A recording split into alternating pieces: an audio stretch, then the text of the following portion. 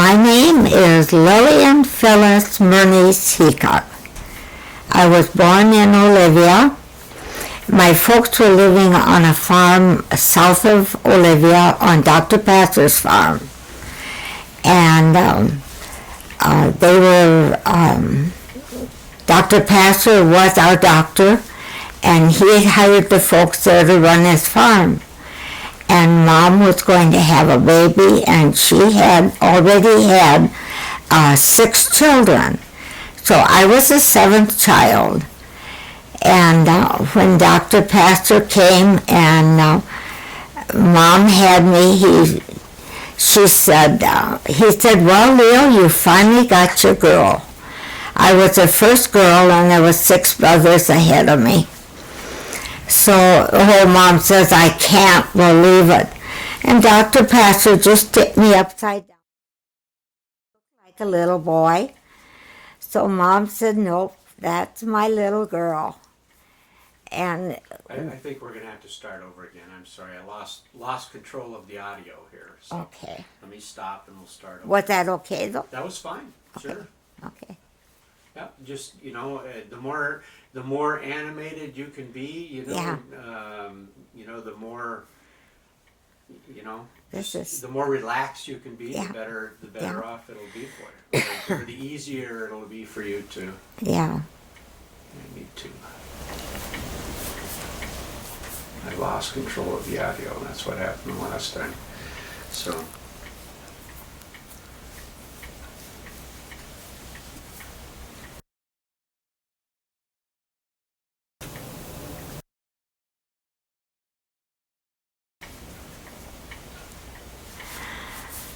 My name is Lillian Phyllis Murney's Heacock Sluka, and I was born south of Olivia.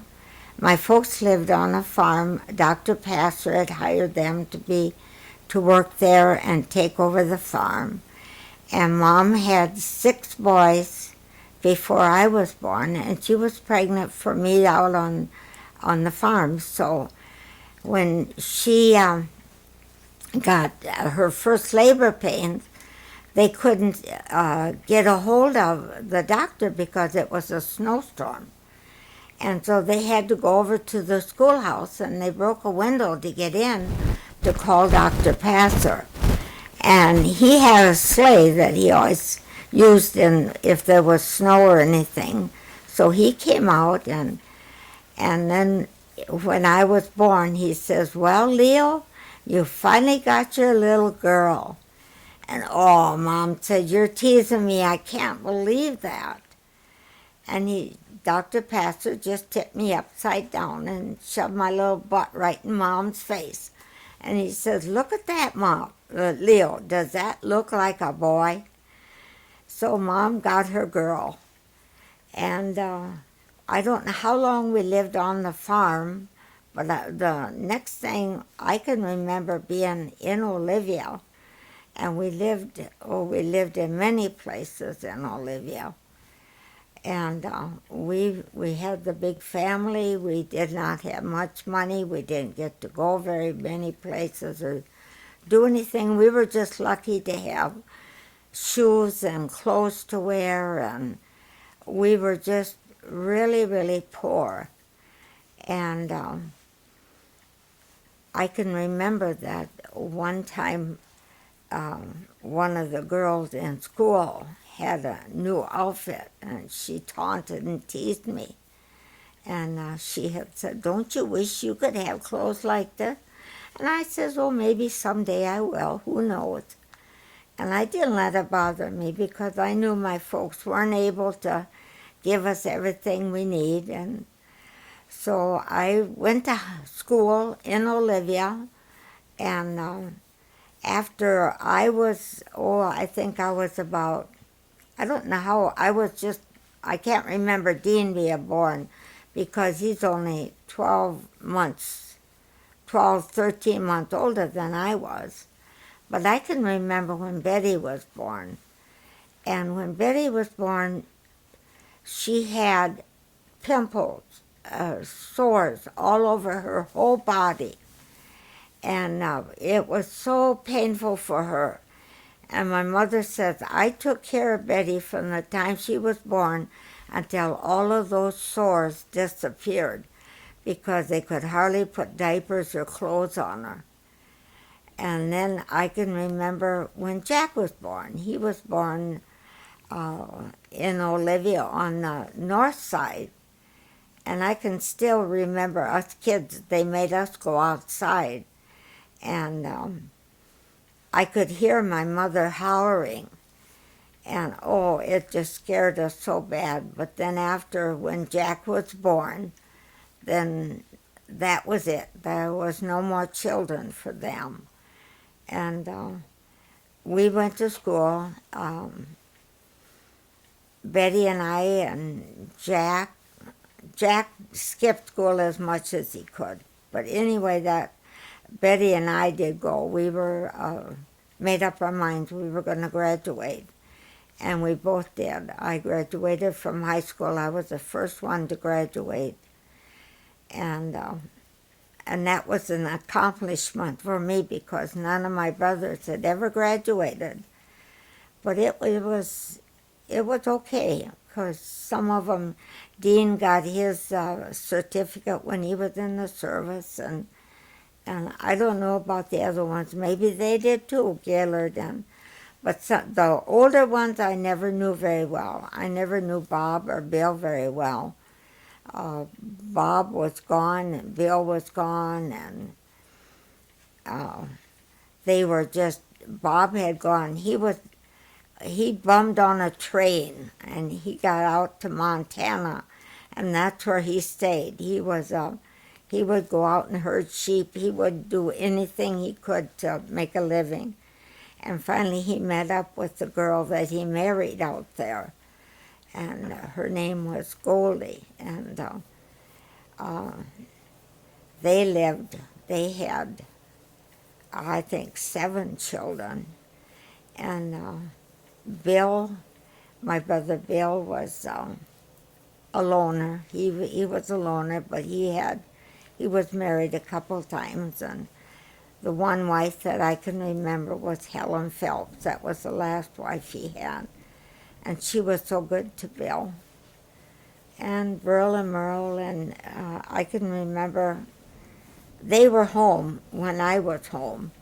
And they were not very nice brothers to me. I always kept my doors locked and my bedroom doors locked and everything. And but it was, finally I grew up and we graduated from high school, and I would take the kids to Sunday school, and it was just the 4 of us, the younger ones of us, and Dean and Betty and Jack and I. And I can remember we had a Christmas program one evening, and we were all in it. And my brothers had been drinking when they came, and I can remember I was really so ashamed, and I had made up my mind I would never drink. And to this day, I have never had a drink of alcohol in my life. But it was my choice, no one else's. It was just my choice. And then I graduated from high school, and I had boyfriends, and we went out and we went dancing and we went to shows, and that's when they had outdoor movies. We could go to them, and When did you graduate? in 1940, I graduated. And in 1941, I met Marvin Sluka. He was a little farm boy. He was a farm boy from Bloomcast. And he was going with my girlfriend. And he was just really such a nice guy, and I liked him so well. But I never would go with him as long as he was going with Adris. And then they broke up, and then Marvin came and asked me if I'd like to go out with him. And I said, why, I certainly would. And I remember the first time we went out, we went and had chili. And to this day, I can't eat chili without thinking of Marvin the first time we had our date. And we went together, and then we'd get in a fight, and we broke up a couple of times. And then we finally decided we wanted to get married. And he lived on a farm where there was no running water or bathroom or anything. And that was okay with me. I figured we'd get along. When you're in love, you don't care where you live. And Ed and Thelma, that was his mother. Ed and Thelma Sluka, they bought a little tiny one-bedroom trailer house for us. And we had a bedroom that on one end and a kitchen on the other, and it was just about 25 steps to one end to the other. But it was ours, and that's where I was when Darla was born. And then his folks wanted to move, and then we had Darla, and then we had Butch. When was Darla born? Darla was born in, she was born, we were married, and she was born 10 months later. She was born in 42. When were you married? Huh? When did you and Marvin get married? We got married in 42 in October, and Darla was born. We got married, Darla was born on August 19th, 1942. So we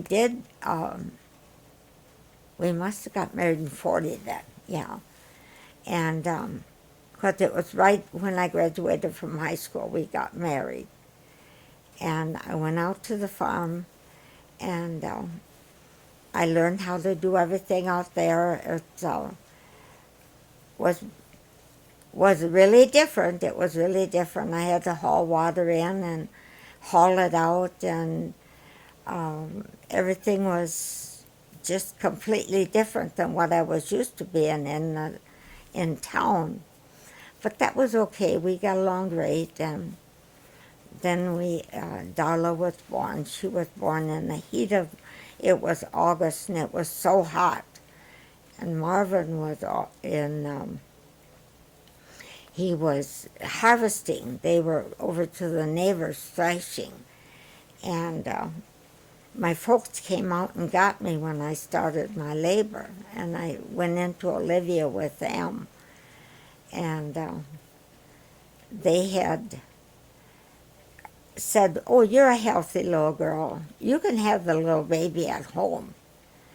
And so I stayed home. I didn't make arrangements to go to the hospital. And that was a mistake, because I should have gone into the hospital. And if I would have, I wouldn't have had to have laid there for 48 hours in hard labor, and then finally having to.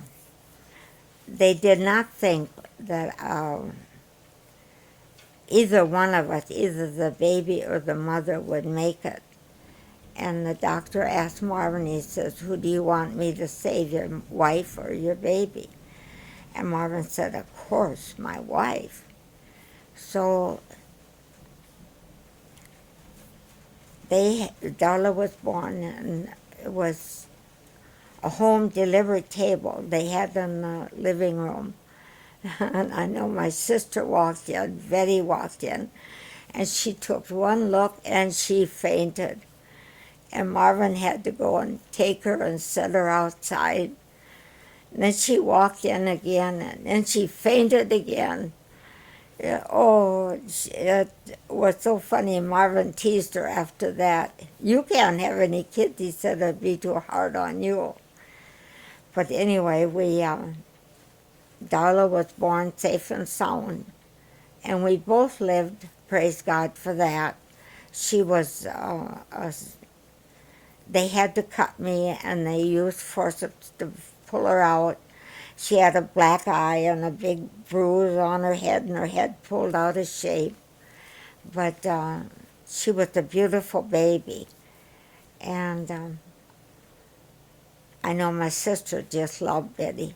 Darla, she would come out to the farm, and I think Betty lived out there after Darla was born because she was so crazy about my little girl. And she would buy her dresses, and I know the one picture I got of Darla all dressed up in a real fancy dress that Betty had bought her. Because Betty was working at that time, and she had her own money, so she could spend it the way she wanted to. And it's so funny when I remember back, us older kids didn't have nothing. But you know, it seemed like after we grew up and got out of the house, and then it was easier for Mom and Dad, and both Betty and Jack had it a lot better than the rest of us. But we understood that because it was just something that happened, because it happened in my own family. I know I wasn't able to give my kids everything either, and then when Mary came along, I ended up having 7 children. I had Darla, and Butch was born 2 years later, and Judy was born 2 days later, and Gary was 2 years. There's 2 years between all of them. And then I had Gary and Eddie and Marcia.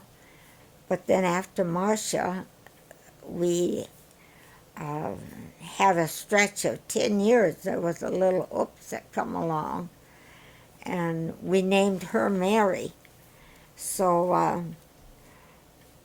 she was spoiled just like Jack and the younger kids. Betty, I know my dad bought Betty a car, and this old car, Betty's, when she'd be going down the road, the top would look just like an angel going down the road, up and down, up and down.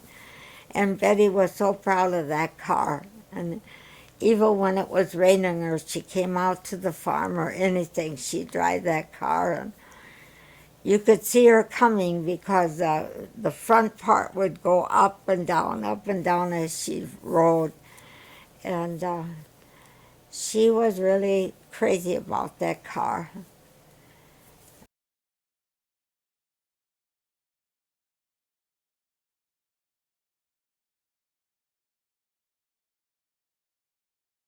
I've had a drink of water, and now I'm going to go back, and I forgot to mention a few of the things.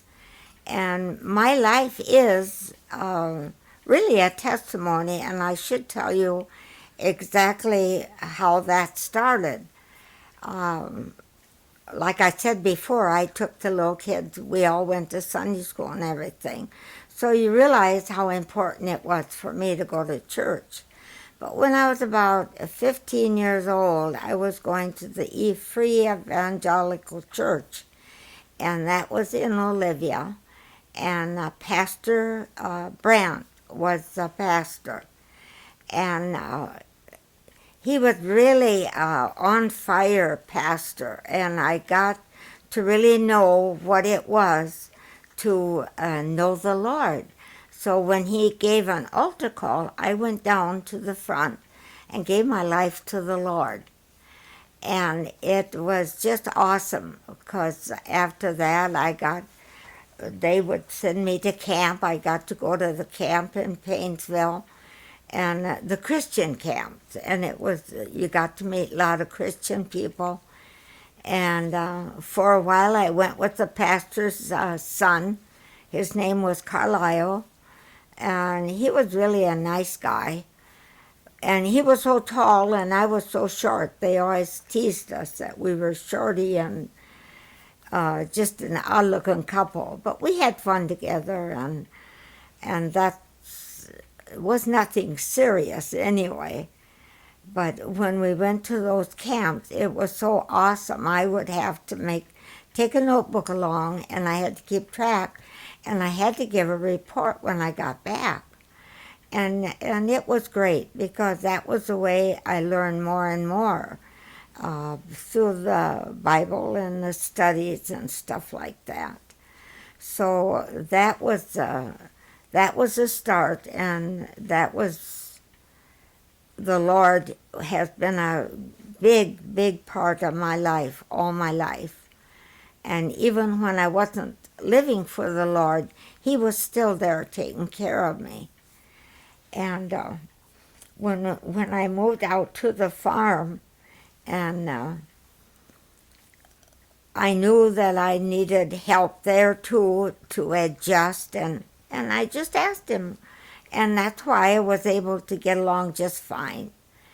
And I can remember one time though,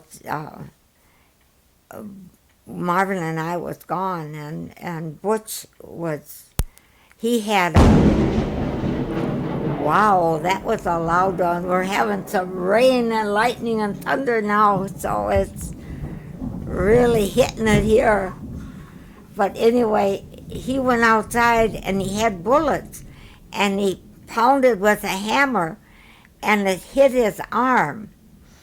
And Marvin was out in the field, and I had to rush Butch to the doctor. And it was always something. When you got that many kids, it was always something.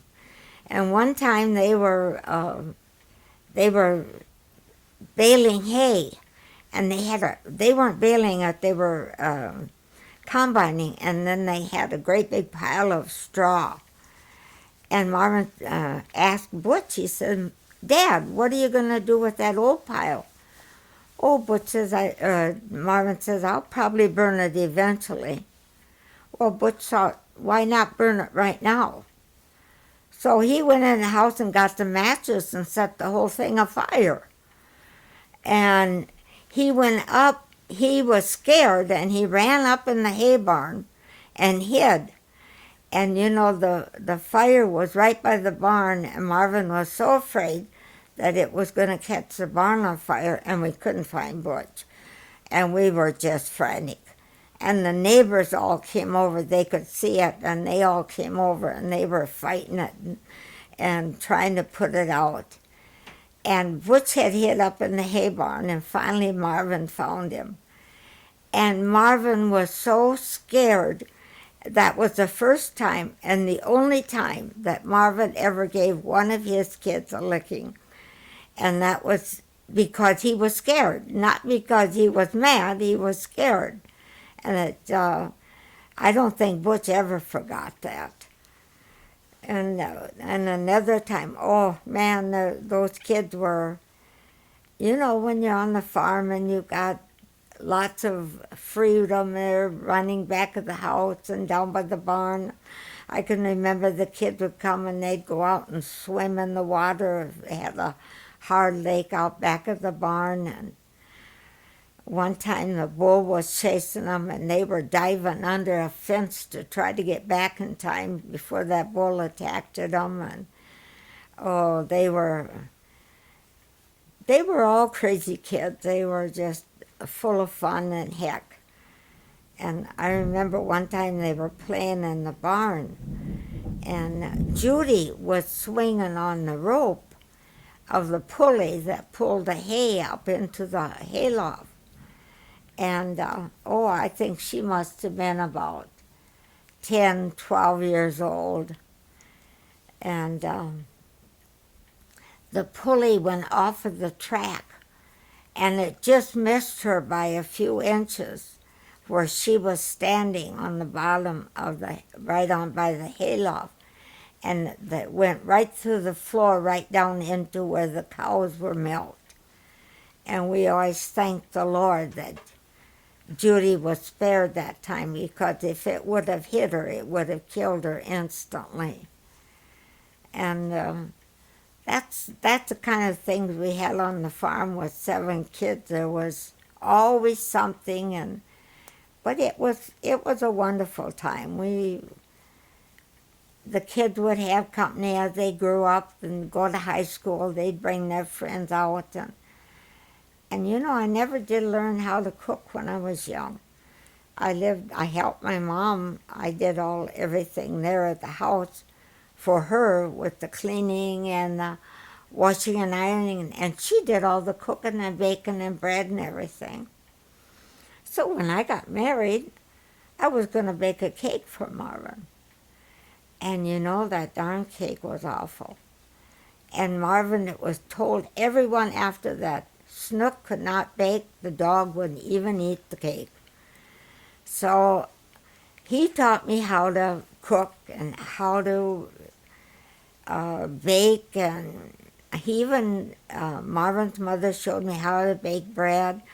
So eventually my house was full of food, and I can remember my brother Bob came. He had moved from, they had lived in Minnesota for a while, and they were moving back to Montana.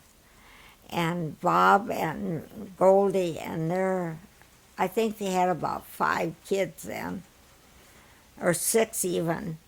And they stopped. And as I was baking the fresh buns, they were eating the fresh buns. And when I got done baking, there was nothing left. Everything had gone.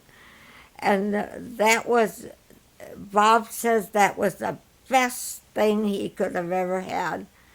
And so I was real glad I was baking that day. And in those days, I was pretty darn good at baking. I'd bake bread and cake and rolls and cinnamon rolls, and I never could make donuts. But Marvin could make donuts. Marvin and Ed. Marvin told me one time him and Ed the women went to town shopping. And he said, we decided we were going to make donuts. So Dad and I rolled them out, and we cut them, and we made those donuts. And he says we put them in a sack of, not a gunny sack, it was for a pillowcase. And we put the donuts in a pillowcase and hid them. So when they came home, so they couldn't eat all of the donuts, we were going to have them for ourselves. And because Ed was a great tease. He loved to tease. And they came home and they said, you guys made donuts. They could smell it from the lard. And Ed said, oh, no, we didn't make donuts. And they looked around and they found the donuts, so they did get in on them. I can remember one other time when we were out there on the farm. The girls were home that day, or they were still living home. Margie and Arlene and Pearl was home, and Grandma. And that Grandpa was such a tease. And he knew we were all afraid of the bull. And he went down to the barn, and he got that bull, and he led him up to the house, and he walked him right through the kitchen and the dining room and the front porch. And all of us was hiding under the beds and under the tables and on top of something to get out of his way. And oh, you could hear Ed laugh the whole time he was doing that. Yeah, because that bull was, the only one that could handle him was Ed. And for him to walk him through that house, we always told him that was something. So it was never a dull moment there. We would really have a great time. And then finally, we were buying the farm, and then Ed got sick. They had moved to Bloomcastle and lived in a house in Bloomcastle, and he got cancer. So we were buying the farm. And then when Ed died, then Selma wanted the farm back, so instead of us trying to keep it, Marvin says, no, Mom wants it back. He says, that's what we'll do. So we turned the farm back over to them. And I've always admired Marvin so much that he honored his mother, that he wasn't going to go against her wishes. And I think God blessed us after that, because Marvin got a good job working for Guy Salisbury, and that was his brother-in-law, he owned an antique store in Spicer, and he was married to Marvin's sister Gladys. Marvin had, he was the only boy, and he had 4 sisters. He had Ruby and Pearl and Gladys and Arlene and Margie, and Marvin was right in the middle. So he grew up all alone without a boy around. So he was pretty close to his dad. And they'd go hunting. Every year they'd go hunting, and I'd cook for him, and I'd make chili. I'd make all kinds of stuff for him to take hunting. But that was a time for me. Then I could do whatever I wanted to if I felt like going out or go to a movie or take the kids and go in town shopping. I always looked forward to the time when they went hunting because that was my special time. Marvin always told me, he said, that was your vacation. He said, and then I'd always have a baby during that time after he'd get home. And that was my vacation, having the babies. And that was his vacation, going hunting. So we evened it out. He went hunting every time, and I had 7 children. And I was blessed. I really was blessed with those 7 kids. It was awesome. And I think I was born to be a mother. I had lots of grandchildren. I was with my kids every time my girls had a baby. I would be with them, and it was just to welcome another child in the world. And now I have 25 grandchildren and 26 great-grandchildren. I lost a granddaughter. I lost Joey a while ago she had a drinking problem, and I lost her through that. And that was Darla Marlowe's only child. So all 3 of them are gone now, Darla Marlowe and Jody, and part of my family has left a big hole in my family. But with Marvin, he wanted to go to Alaska. We went to Alaska about every summer. We'd go when I get done working at school. I got a job working as a cook at school. Can you believe that? I didn't know how to cook when I got married, and I ended up learning how to cook for a school. And I had about 300 kids from the 1st grade up to the 5th grade. And I made the meals every day. And they always called me Snooky. Every one of the kids in school called me Snooky. And to this day, whenever they meet me on the street, "Hi, Snooky, how are you?" And I just love that job because, I was around kids and I loved children. And they knew it. I would always, if there was little kids that would come to school that were hungry, I'd always fix them a peanut butter sandwich and give them a glass of milk to hold them over till noon. When did you get that job? When were you a cook? Yeah, I got that job when I was living in Spicer in my big house. Let's see, how old was I then? I can't remember how old I was. I had been working just odd jobs and one day one of the cooks asked me, she said, "Snook, would you like to have a job? One of our cooks are going to retire."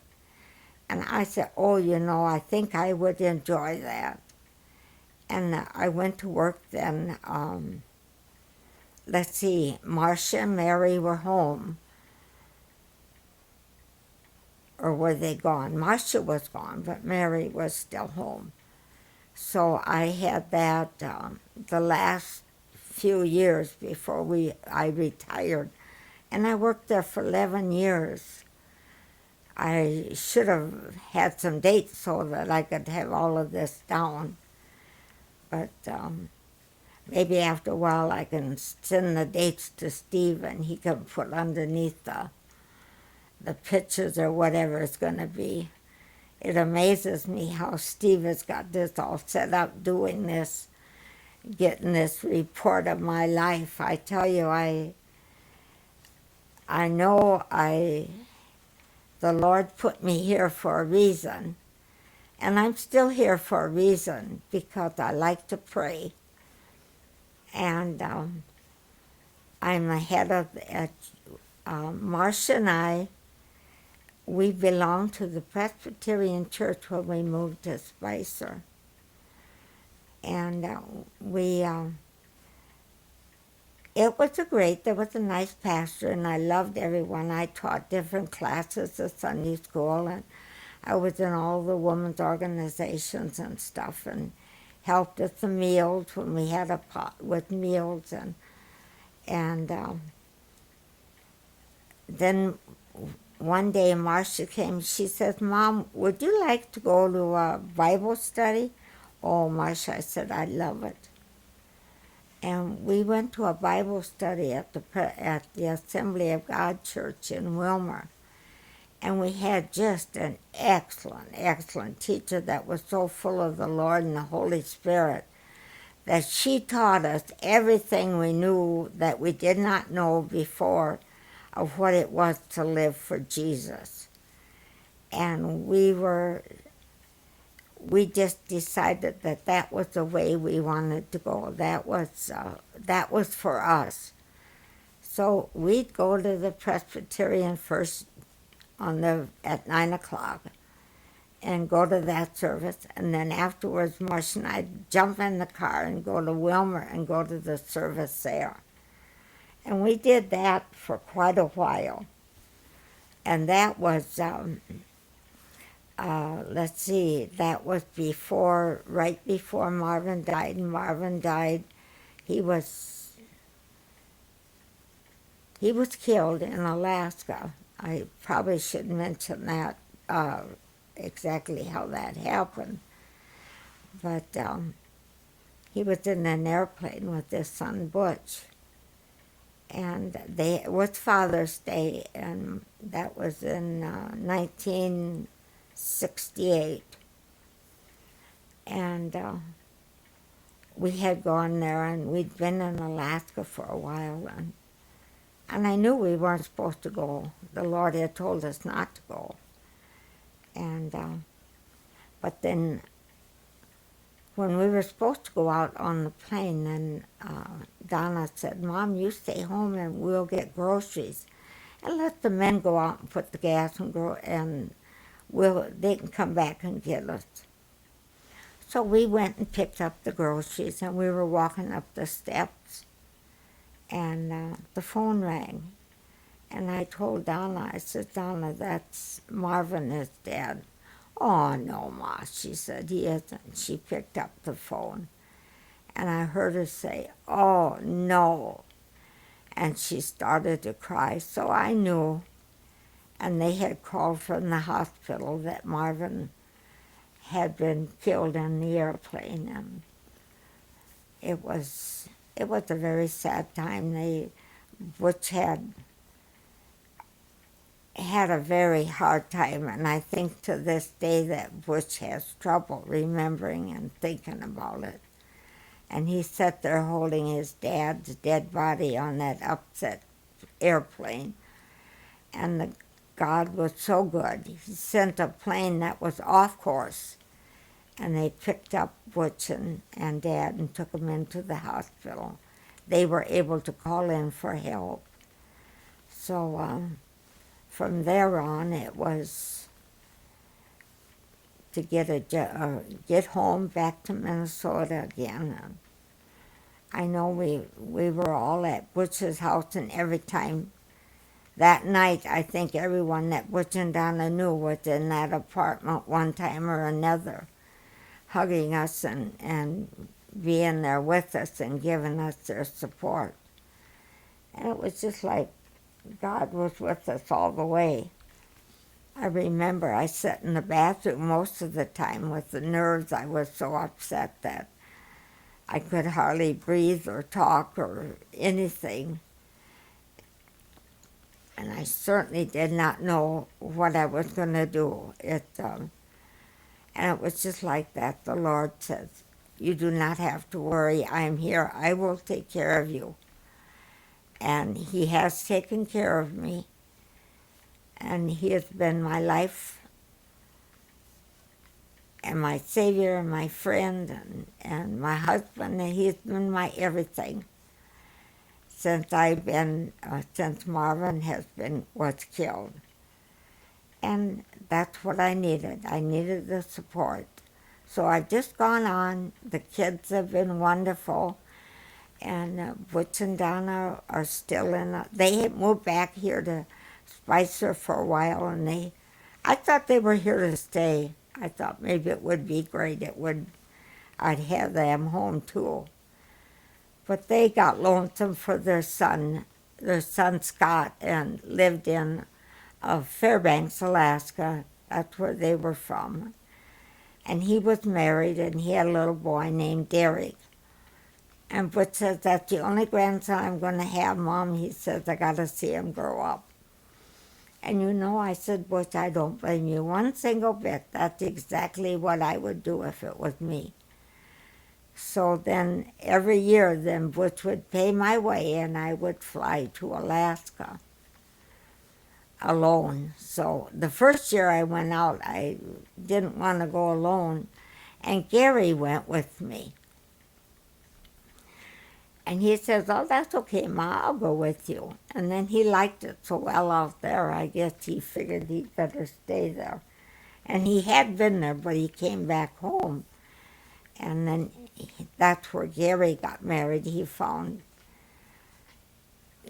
a girl out there, Robin, that they were married that December after Marvin was killed in '68. And that was June the 12th. It's on 1968 that Marvin was killed. So it was destined by God, I guess, because He had warned me, and I wasn't able to make him realize that when we hear from the Lord, that what He tells us is true. Pause it a minute so I can drink, will you?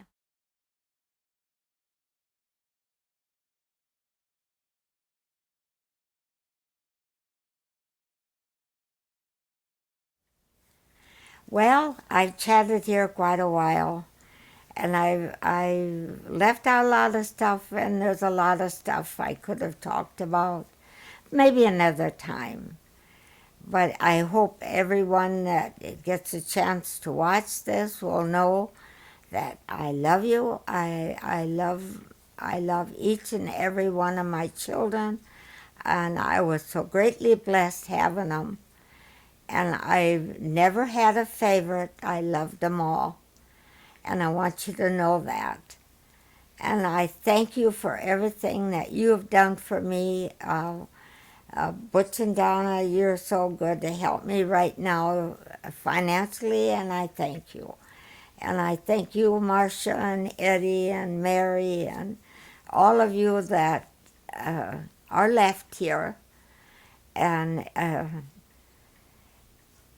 you will know Mom's heart. I have the Lord in my heart, and I want every one of you kids to know my Heavenly Father like I know Him. And I want you to spend eternity with me in heaven. So please find a pastor, and if you don't know the Lord, if you haven't asked Him into your heart, please do that for your mom, because that would be the most blessed, happiest thing I could have if I knew I was going to spend eternity with every one of you guys. And I am so thankful for all of the friends and the family, and I'm a people person. I love people. It's hard to talk about myself, but I could probably talk about all of you all night. So I hope you get something out of this, and we will see you in heaven for sure. Okay, bye bye.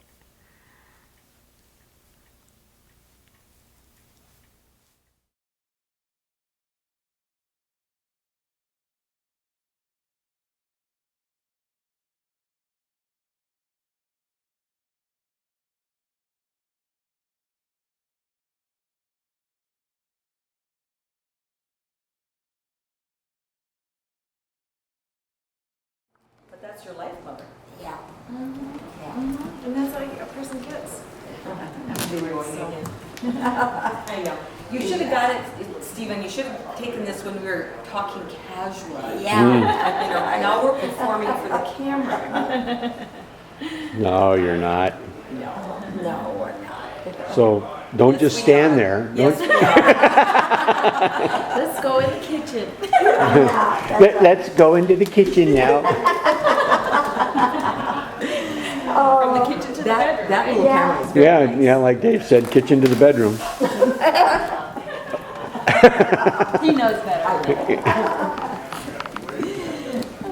No, I was just saying, that was Dave saying, not mine. Repeating what he heard. Yes. And we know that. Yes, okay, We know good. that you're not as crude as your brother.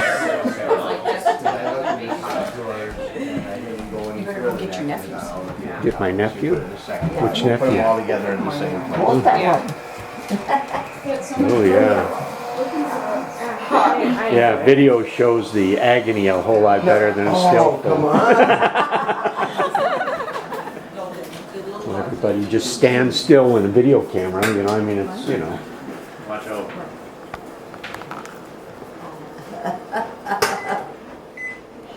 Now, if you're going to whisper sweet nothings to your wife, If I do that, I usually use my tongue. right in the ear. I'll send that piece of video to you, Julie, where you can test that. Alright. The baby kitty. Do you have to hold that like a baby all the time? No, No. it's just that everyone's Walking around. and all the suitcases and Oh, stuff I like that, see. so she's under her feet. And Yeah. She turns it backwards for you every time. I'm just waiting till the backwards motion calms down. Yeah, because the base is the same front and back. Well, I guess it depends on how you view things. You know, are you looking at it this way and want it facing out? Or are you looking at it from sitting on the couch? This is Yeah, yours. that's right. You can always turn it around wherever you want. Did you make that, Julie? I didn't. I bought that new wire Oh, really? at, what is that shop? You know, I know what shop you're talking about, but it's closed now. Good Yep. shoot. If you take the medicine. Do you think? I did not even. Hi, Steve. Gee, that's really a good picture. Where's Brenda? Over here. There she is. Now, what are you going to do with this? You're not going to put it on YouTube or anything, are you?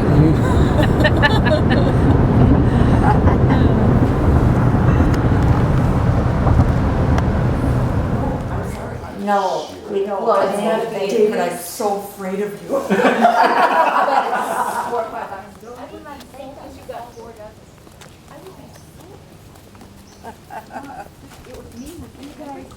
When you come up this next time, come up this fall and just come. That's it, just come, get in the car. Will that make you feel better? Because our house is full of food. I know that. I've So seen we your need to freezer. use it. I've seen your freezer. Yes, we need to use it. It is full. What I'd like to Oh, do what is a have nice you come day. up and let's just open that freezer.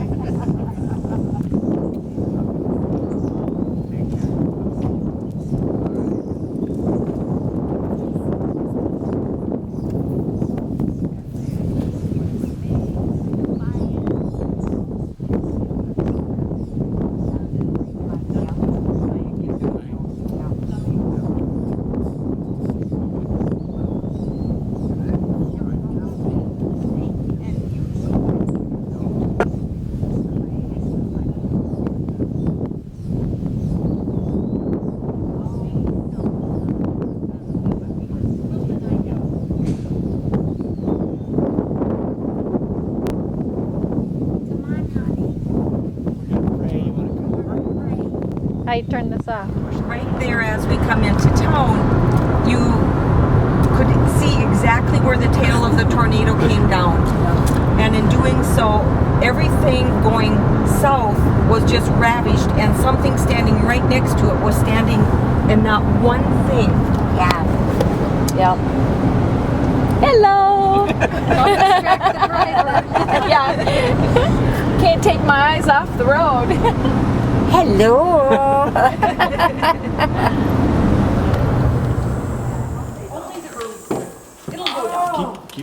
But you know what, Julie, wasn't it I think I turned it off. No, it's still recording. The green light is on. Well, Let's this see. red light is That's red. That means it's recording. okay.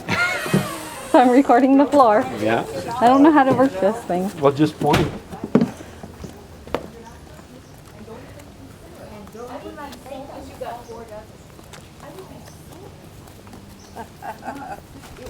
When you come up this next time, come up this fall and just come. That's it. Just come, get in the car. Will that make you feel better? Because our house is full of food. I know that. I've So seen we your need to freezer. use it.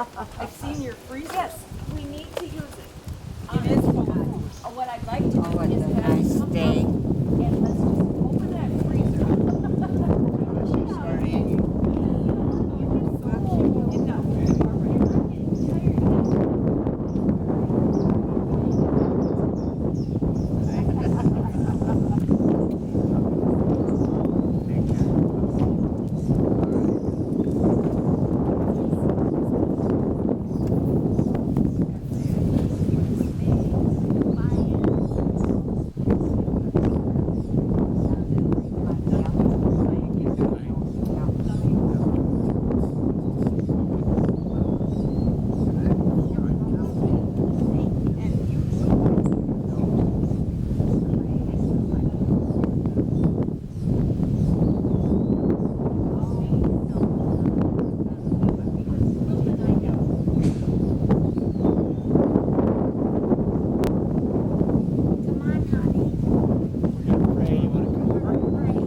How you turn this off? Push the record button.